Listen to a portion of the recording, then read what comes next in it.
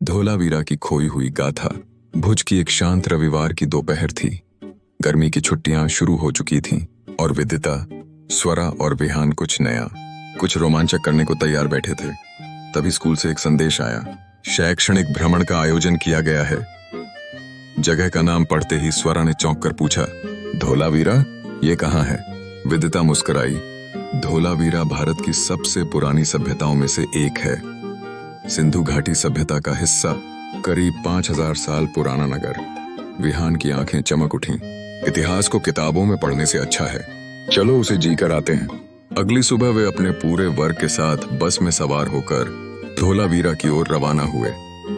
जैसे जैसे बस वीरान रास्तों से गुजरती रही, रेत की सुनसान जमीन और दूर दूर तक फैले ऊबड़ खाबड़ पत्थर मानो खुद इतिहास की कोई चुप बैठी कहानी सुना रहे थे। धोलावीरा पहुंचते ही तीनों की आंखें खुली की खुली रह गईं। इतने पुराने लेकिन इतने व्यवस्थित नगर के अवशेष आज भी समय को चुनौती देते खड़े थे। विशाल पत्थरों से बनी दीवारें, जल निकासी की पक्की व्यवस्था और नगर की साफ सुथरी रूपरेखा देखकर गाइड भी गर्व से बोले, धोलावीरा के लोग जल संरक्षण, नगर नियोजन और व्यापार में इतने आगे थे कि उनकी सोच आज भी प्रासंगिक है। तीनों दोस्त वहां की जमीन पर चल रहे थे। तभी विहान की नजर एक आधे फटे, धूल से सने नक्शे पर पड़ी। उसमें कुछ अजीब चिन्ह और रेखाएं बनी थीं, मानो किसी प्राचीन रहस्य का संकेत। स्वरा उत्साह से उछली, ये तो कोई ट्रेजर मैप जैसा लग रहा है।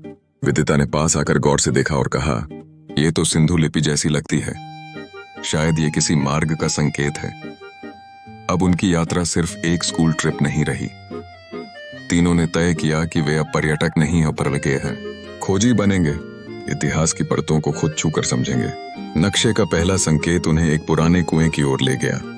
वहां एक पत्थर पर खुदी लिपि पढ़कर विदिता बोली, जहां पानी है वहीं जीवन है।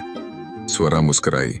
इतनी सदियों पहले का संदेश और आज भी उतना ही सटीक। फिर वे बढ़े नक्शे के अगले चिन्ह की ओर, जो उन्हें एक ढही हुई दीवार के पास ले आया। जब उन्होंने वहां थोड़ी खुदाई की तो मिट्टी से एक छोटा बर्तन निकला, जिसमें थे टेराकोटा के कुछ खिलौने, एक बैलगाड़ी, एक मुहर और एक छोटी सी सील। विहान ने उन्हें हाथ में लेते हुए धीमे स्वर में कहा, शायद किसी बच्चे के खिलौने हैं, हमारी ही उम्र का कोई बच्चा जो कभी यहाँ खेला करता होगा। जैसे ही वे बर्तन को ध्यान से देख रहे थे, विदिता को उसकी तह में कुछ महसूस हुआ। उसने उसे उलट पलट कर देखा तो एक बेहद पुराना आधा सड़ा हुआ कागज बाहर निकला। उस पर लिखे शब्द धुंधले थे, पर अब भी पढ़े जा सकते थे। उसमें लिखा था, यदि कोई बालक ये पढ़ रहा है तो जान लो, हमने यह नगर बहुत प्रेम और बुद्धि से बनाया था, कभी इसे मत भूलना। नीचे लिखा था, एक धोलावीरा का बच्चा, 3000 ईसा पूर्व। तीनों कुछ पल के लिए शांत खड़े रह गए। हवा जैसे एकदम थम सी गई थी। स्वरा की आंखें नम हो गईं। इतनी पुरानी सभ्यता के बच्चे भी हमारे जैसे ही सोचते थे।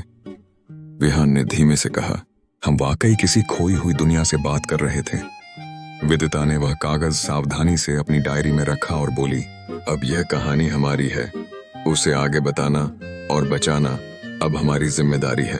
बस की खिड़की से बाहर देखते हुए जब दूर की धुंध में धोलावीरा की छायाएं गुम होने लगीं, तीनों दोस्तों को यह एहसास हुआ कि वे सिर्फ एक पुरातात्विक स्थल देखकर नहीं लौटे थे, बल्कि वे उस इतिहास का एक नया अध्याय बन चुके थे।